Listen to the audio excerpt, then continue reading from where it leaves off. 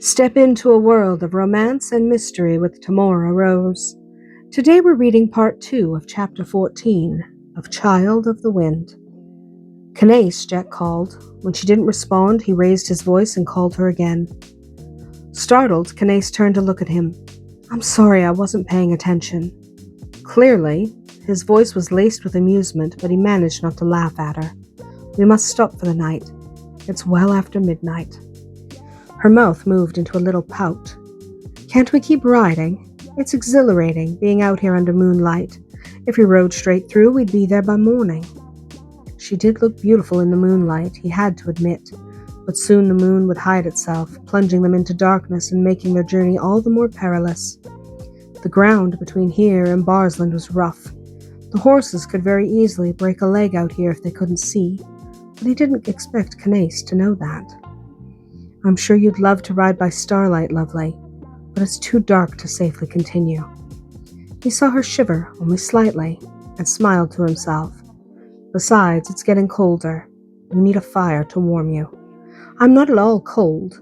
She was lying, and they both knew it. She might love the cold, but that didn't mean she didn't feel it. He chose not to call her on her rather obvious lie. Duncan charged me with your safety and well-being. I have to build you a fire, at the very least, or he'll skin me alive. Realizing that he wasn't going to give this up, Canace sighed in resignation. As soon as he heard that sigh, Jett turned his horse, leading her to a nearby grove of trees. He knew from experience that there would be a small stream on the other side of the grove, providing them with plenty of fresh water for both themselves and the horses. And Bentley. And those damn lambs. Why the hell had he agreed to the lambs? It was too late to worry about that now, so he tried to ignore their soft bleating. The small group entered the grove in relative silence. The moon illuminated Canace's face enough that Jett could see the smile that lit her face. This is pretty, she almost whispered. And it was. The trees came together overhead, forming a canopy that would be lovely in the morning light. The babbling brook could be heard just on the other side of the trees, offering something that was close to music. The grass was soft beneath her booted feet. She slid off Epona's back, and the scent of herbs drifted on the air. This was a place she could spend some time. Jett, who had been watching her reaction, dismounted beside her. I thought you'd like it. You've been here before, she asked. By way of an answer, Jett pointed to the center of the small clearing. There, surrounded by a circle of large river rocks, was a fire pit he and Edward had carved out of the earth years ago. Though they had never actually gone all the way to Barsland, they had gotten close enough to discover this particular grove. The hunting was good, and the stream was overflowing with fish. It was as good a place as any to waste a few days. It was certainly the best place to spend the night. I'll unsaddle the horses and get a fire started, he stated. Can I help? A refusal was on the tip of his tongue when he thought better of it. Canace wasn't the typical lady. She didn't want to sit around while he built the fire and tended the horses. She wanted to be useful, and since she did know a great deal about horses and how to care for them, he felt he could safely leave them in her capable hands. Let me unload the horses, he suggested. Then you can secure them for the night while I get a fire started. Canace nodded, but unloaded Epona herself. The lambs were in their bag, after all, and she wasn't entirely sure Jett would see to them as she would. He was good enough to her, but he had made it clear that he wasn't all that fond of her pets. They were better off in her care. She was just about to put them down and let them roam when she glanced about worriedly. Are there wolves about? She asked, still scanning the area with her eyes. Seeing her concern, Jett smiled gently. Not likely. We'd have heard them before now. And that dog of yours wouldn't be quite so relaxed if there were predators about. Bentley was currently sprawled out on the supple grass, snoring softly. With a giggle, Canace realized the truth of Jett's words and happily let the twins roam. They wouldn't go far. They never did. What are you going to do with those two when they get too large for that bag? Jett asked as he unloaded the pack horse. Canace just shrugged. I haven't thought that far ahead. I probably won't be able to travel with them. In truth, they were almost too large to travel with now. She just didn't want to leave them behind. You could leave them at Barsland. He saw the objection in her face and sought to cut her off. They have plenty of sheep at your ancestral home and will be residing there soon enough. You won't exactly be separated from them. Well, not for long. He had a point and she knew it. She just didn't like it. Eventually, the twins had to have a permanent home, and it might as well be Barsland. But she was still hoping to have the lambs present at her wedding. And the wedding was at Suffolk, or that was the plan. Maybe they could change the plan. Now was not the time to think about it. Though when exactly she would think about it was yet to be determined. All she knew for sure was that she didn't want to think about it right now. She had other things to occupy her at the moment, such as unloading Epona and tending to the horses.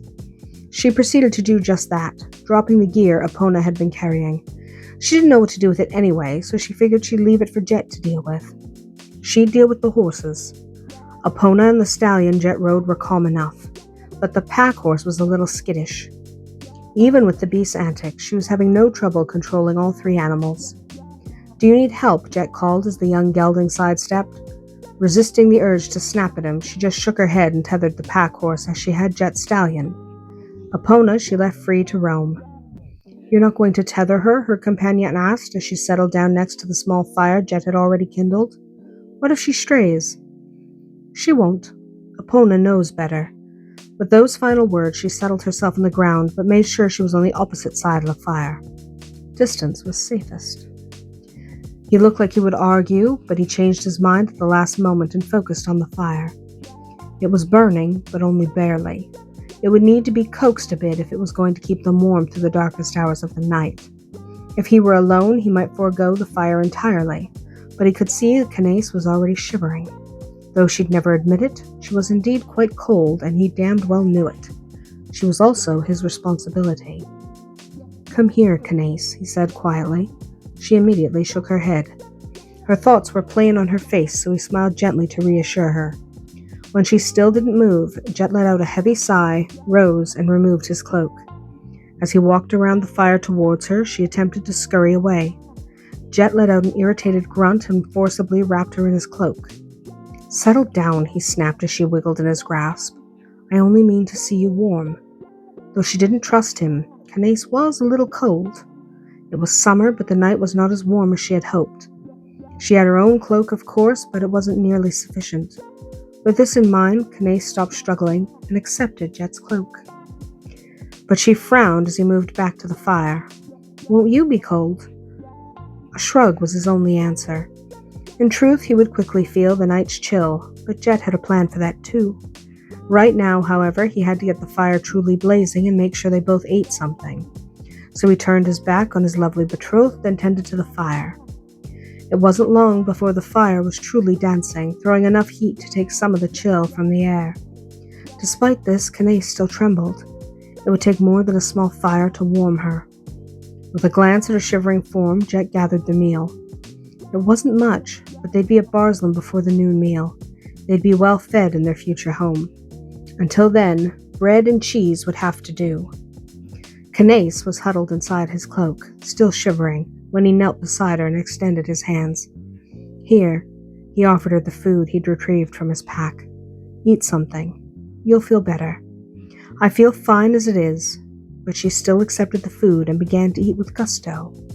Jett chuckled, then settled himself beside her and pulled her into his arms. "No!" she screeched, practically throwing her cheese at him in an attempt to keep him at bay. "Stop it!" Since he'd been expecting her response, he wasn't exactly angry. Annoyed, maybe. "You're freezing." "I am not." "You are." Despite her struggles, he managed to get her tucked between his legs, but when he wrapped his arms around her, she immediately bent her head. "If you bite me, I'll turn you over my knee right now." His tone told her he was serious. Because she did not want to feel the sting of his hand, she pulled her teeth back. Jett nodded to himself. "Now eat. And stop wiggling." She obliged, but only because she was tired and hungry. And cold. Colder than she should have been. Her trembling only worsened as she tore into the bread. Deciding warmth was her priority, she snuggled back against Jett. Still, her shivering continued. "Are you well, Canace?" Jett finally asked with concern. She shouldn't still be feeling the chill so intently. It was summer, after all, and they had a blazing fire before them. "I think I'm nervous," she realized. "Maybe even a little bit scared?" Of what? But he thought he knew the answer. She was scared of him. My entire family died at Barsland. When he realized she wasn't thinking of him at all, Jett was just a little put out. He had done nothing but think of her since she'd convinced him to leave for Barsland tonight. But while he'd been obsessing over her, she'd been focused on their destination. So focused, in fact, she'd nearly made herself ill. That both annoyed and concerned him, but there didn't seem to be anything he could do about it right now. He could, however, get her warmer. Popping the rest of his bread in his mouth, Jett rose and gathered every scrap of bedding they had brought with them. Canace ate and shivered, watching him all the while as he arranged the bedding as close to the fire as was safe.